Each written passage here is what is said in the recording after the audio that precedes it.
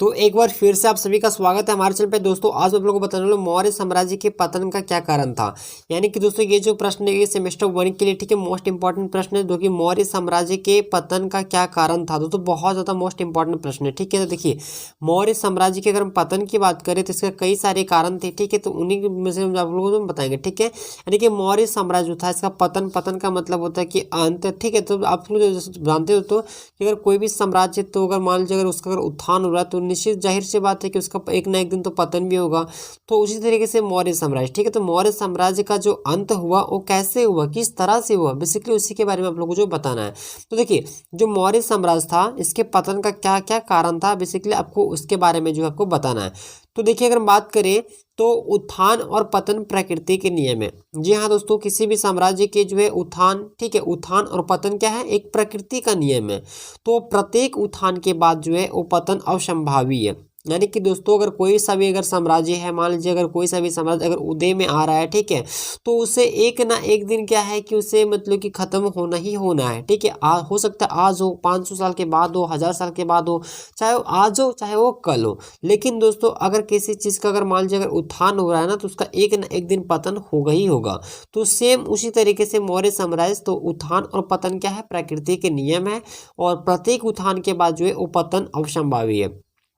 तो जो मौर्य वंश था जिसकी स्थापना किसने किया था, चंद्रगुप्त मौर्य ने। आप लोग याद रखिएगा, यहाँ से 1 नंबर का भी ऑब्जेक्टिव प्रश्न आ सकता है। ठीक है, कि मौर्य वंश की स्थापना मतलब चंद्रगुप्त मौर्य जो है वो किसका स्थापना किया था, तो यहाँ पे मौर्य वंश का। ठीक है, इस तरीके से प्रश्न आ सकता है कि मौर्य वंश के संस्थापक कौन थे, तो चंद्रगुप्त मौर्य थे। ठीक है, तो देखिए जो मौर्य वंश थी जिसकी स्थापना किसने किया था, चंद्रगुप्त मौर्य ने किया था। तो अशोक के समय, ठीक है, अशोक के समय मौर्य साम्राज्य की उन्नति जो थी वो चरम सीमा तक पहुंच गया था। यानी कि जब दोस्तों अशोक का समय था, ठीक है, तो अशोक के शासनकाल में जो मौर्य साम्राज्य है ये उन्नति की चरम सीमा तक पहुंच गया था। लेकिन जो है दोस्तों वो अशोक की मृत्यु, जब अशोक का जब मृत्यु हो गया सम्राट अशोक का, तो ठीक उसके 50 साल के अंदर ही, मतलब कि जब मान लीजिए अगर मृत्यु हो गया यहाँ पे अशोक का, तो उसके 50 वर्षों के अंदर ही जो है मौर्य साम्राज्य के जो अंतिम शासक था वृद्धर्थ, ठीक है, यहाँ पे टाइपिंग थोड़ा मिस्टेक है, ठीक है, वृद्धर्थ, तो वृद्धर्थ को जो है वो पुष्यमित्र जो शुंग थे उन्होंने मारकर वहीं से अपना जो है वो नींव डाल दिए, जिससे कि मौर्य साम्राज्य की जो शक्ति है वो धीरे धीरे कमजोर हो गया और वह धीरे धीरे जो है वो पतन के कगार पर जो है वो पहुंच गया। तो इसके पतन के कई सारे निम्नलिखित कारण माने जाते हैं जो कि यहाँ पे नीचे दर्शाया गया है। ठीक है, देखिए जो पहला अगर हम कारण देखें तो अशोक के उत्तर मतलब कि दुर्बल उत्तराधिकारी। ठीक है, अशोक के दुर्बल उत्तराधिकारी, तो चंद्रगुप्त एवं अशोक मौर्य वंश के प्रतापी एवं शक्तिशाली शासक थे। जो चंद्रगुप्त था और अशोक ये मौर्य वंश के सबसे महान शक्तिशाली शासकों में से एक था। ठीक है, परंतु अशोक के जो उत्तराधिकारी थे वो काफी ज्यादा अयोग्य थे। ठीक है, वे निर्बल थे, मतलब कि जिस तरीके से अशोक और यहाँ पे मतलब चंद्रगुप्त मौर्य थे उनके जैसा योग्य शासक मतलब कि कोई नहीं था। ठीक है, तो ये सब जो उनके जो उत्तराधिकारी आए वे बहुत ही अयोग्य थे और निर्बल थे। वे शांति व्यवस्था बनाए रखने में और आंतरिक जो विद्रोह हो रहा था उन सबों को दबा सकने में, विदेशी आक्रमणकारियों का मुकाबला कर सकने में वे असफल रहे, जिसके कारण मौर्य साम्राज्य का पतन हो गया। तो पहला पॉइंट आप लोग याद रखिएगा, अशोक के दुर्बल उत्तराधिकारी। ठीक है, वहीं अगर हम दूसरा पॉइंट की बात करें तो उत्तराधिकारी के निश्चित नियम का अभाव। दोस्तों उत्तराधिकारी के निश्चित नियम का अभाव भी जो है वो मौर्य साम्राज्य के पतन का एक प्रमुख कारण माना जाता है। तो यहाँ पे क्या था कि मौर्य वंश में जो है वो उत्तराधिकार को कोई निश्चित नियम नहीं था। अतः उत्तराधिकार जो थे वो उत्तराधिकार बनने के लिए मतलब कि क्या होता था, तो मान लीजिए अगर आपको अगर किसी जगह जो है उत्तराधिकार, ठीक है, मतलब कि सब बोलता था कि हम बनेंगे राजा, हम बनेंगे राजा, तो इसी को लेकर जो है वो जात से यहाँ पे युद्ध छिड़ता था। ठीक है, तो उत्तराधिकार और उत्तराधिकारियों के लिए जो है वो युद्ध होने लगता था। अगर हम बात करें अशोक की, तो अशोक ने खुद अपने 99 भाई को मारकर राज सिंहासन प्राप्त किया था। यानी कि दोस्तों आप लोग को बता दें कि अशोक जो था तो वो उत्तराधिकार बनने के लिए अपने 99 भाइयों को मारकर जो है और राज सिंहासन प्राप्त किया था। अशोक के मृत्यु के बाद भी जो है उत्तराधिकार के लिए युद्ध होता रहा, जिससे साम्राज्य की शक्ति कम हो गई और वह पतन के कगार पर जो है वो पहुंच गया। ठीक है, ये पाटन नहीं ये पतन है। ठीक है, थोड़ा टाइपिंग थोड़ा मिस्टेक है, तो ये जो है आपका पतन हो जाएगा। ठीक है, पतन के कगार पर पहुंच गया। आगे देखिए तीसरा पॉइंट जो है वो ब्राह्मणों का विरोध। तो दोस्तों ब्राह्मणों का विरोध कुछ इस प्रकार से हुआ था कि जैसे कि ब्राह्मण जो थे मौर्य साम्राज्य का जब शासन चल रहा था, ठीक है, जब मौर्य काल का जब शासन चल रहा था तो उस टाइम क्या था, तो ब्राह्मणों को सबसे सर्वश्रेष्ठ माना जाता था, ठीक है, सबसे सर्वश्रेष्ठ माना जाता था। और तो जब यहाँ पे मतलब कि ब्राह्मण को जो सबसे सर्वश्रेष्ठ माना जाता था, तो यहाँ पे देखेंगे कि जो हर प्रसाद शास्त्री यहाँ पे दोस्तों मतलब कि एक टिप्पणी करते हुए इन्होंने कहा है कि हर प्रसाद शास्त्री के अनुसार हम देखें तो मौर्य साम्राज्य के पतन का एक मुख्य कारण ब्राह्मणों की प्रतिक्रिया या विरोध भी बताया गया है।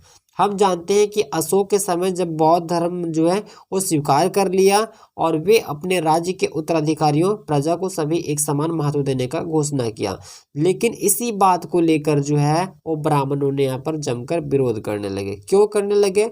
क्योंकि दोस्तों जो ब्राह्मण थे वे मतलब कि ब्राह्मणों को सबसे मतलब कि सर्वश्रेष्ठ माना जाता था। ब्राह्मण जाति जो होता है एक उच्च कोटि का जाति होता है। लेकिन जब अशोक यहाँ पे जब राजा बना तो उन्होंने क्या किया कि अपने जितने भी उसका जो प्रजा था, ठीक है, राजा का काम क्या होता है, सभी का देखभाल करना, सभी का अच्छे तरीके से मतलब कि क्या उससे प्रॉब्लम है, क्या परेशानी है, उसकी प्रॉब्लम को दूर करना, सभी को एक नज़रिए से देखना।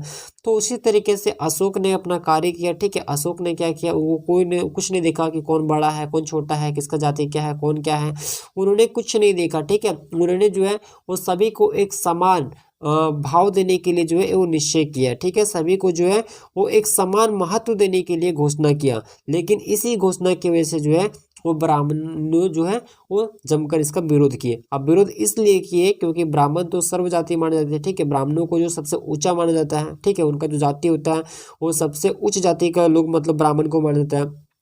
तो जब सभी जातियों को जब एक समान महत्व देने लगा तो इससे ब्राह्मणों को जो है वो बहुत ही मतलब कि आहुति पहुंचा, मतलब उन्हें जो है वो दिल पे चोट लगा और इसी कारण जो है उन्होंने मतलब इसका जमकर विरोध किया, जिसके फलस्वरूप मौर्य साम्राज्य जो है वो पतन के कगार पर जो है वो पहुंच गया।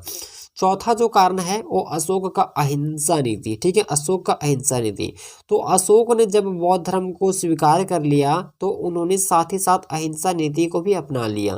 तो अशोक के इस अहिंसा नीति अपनाने के फलस्वरूप जो है वो सैनिक पंगु हो गए, अर्थात उनकी लड़ाई करने की क्षमता में गिरावट आ गई, जिसके कारण जब साम्राज्य पर इतने बड़े विशाल साम्राज्य के ऊपर जब आक्रमण हुआ तो वे इसे लड़ सकने में सक्षम नहीं हो सके, जिसके कारण मौर्य साम्राज्य का पतन हो गया। देखिए तो अशोक का अहिंसा नीति ये है कि अशोक जब बौद्ध धर्म को जब स्वीकार किया तो वे जो है वो मतलब कि अहिंसा नीति को अपना लिए। अब अहिंसा नीति को अपना लिए तो अहिंसा में आप लोग क्या सीखे कि किसी को नहीं मारना है, ना किसी को चोट पहुंचाना है, मतलब किसी भी तरह का कोई भी मतलब कि जो है वो पाप नहीं करना है। तो अशोक ने भी जो अहिंसा के मार्ग पर चलना शुरू किए, ठीक है, अहिंसा के मार्ग पर चलना शुरू किए तो वे लड़ाई झगड़ा से बिल्कुल भी दूर हो गए। तो ये सब चीज़ से दूर हो गए। तो दोस्तों अशोक जब मतलब कि यहाँ पे जब अहिंसा नीति को अपना लिए तो जो उनका जो सेना था, जब मान लीजिए बहुत लंबे समय तक मान लीजिए अगर युद्ध वगैरह अगर नहीं होगा, सपोज दैट आप यही समझ लीजिए कि भैया पढ़ाई कर रहे हैं, ठीक है, अगर आप पढ़ाई करना छोड़ देते कुछ टाइम तक, उसके बाद अगर आपको अचानक अगर पढ़ने के लिए बोले जाए तो उस टाइम क्या है कि आपको थोड़ा एक प्रॉब्लम होगा, मतलब जो चीज़ आप अभ्यास के साथ करेंगे और जो चीज़ आपको एक बार अचानक मिल जाएगा तो उसमें थोड़ा ज़्यादा प्रॉब्लम होता है। तो ठीक उसी तरह से मान लीजिए जो इनका जो सेना था उस सेना तो बहुत टाइम से युद्ध किया नहीं, तो सेना क्या हुआ वो एक तरह से पंगु हो गए, ठीक है, पंगु हो गए।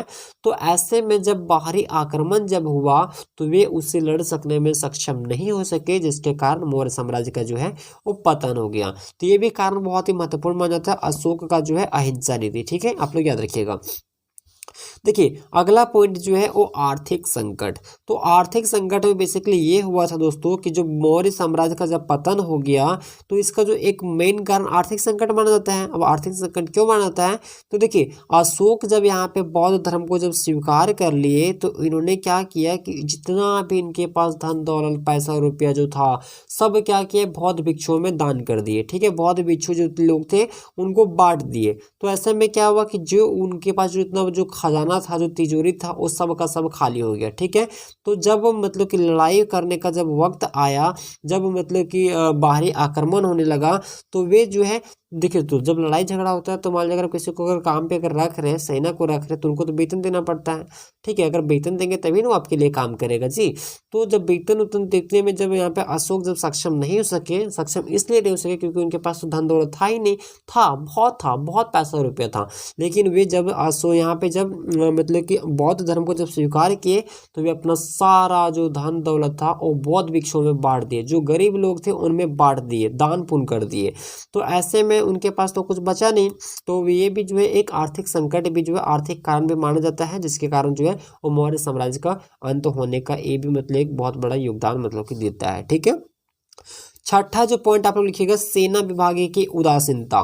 तो कलिंग युद्ध के बाद जो है वो अशोक जो है वो सेना से उदासीन हो गया, जिससे सैन्य व्यवस्था में जो है एक शिथिलता उत्पन्न हो गई और सेना का जो स्तर है दोस्तों वो बहुत ही नीचे गिर गया, जिसके कारण इतने बड़े विशाल साम्राज्य के ऊपर जब बाहरी आक्रमण हुआ तो वे उनसे लड़ सकने में जो है वो असफल रहे, जिसके कारण मौर्य साम्राज्य का जो है वो अंत हो गया। ठीक है, तो ये था दोस्तों मौर्य साम्राज्य के पतन के क्या कारण थे। तो मैंने आप लोग को बता दिया कि मौर्य साम्राज्य के पतन के कौन कौन से कारण थे। तो दोस्तों मैं उम्मीद करता हूं कि आपको यह वीडियो पसंद है, वीडियो को लाइक कीजिएगा। अगर चैनल पे अगर नए चैनल को सब्सक्राइब करें तो लाइकन को प्लीज कर लीजिएगा।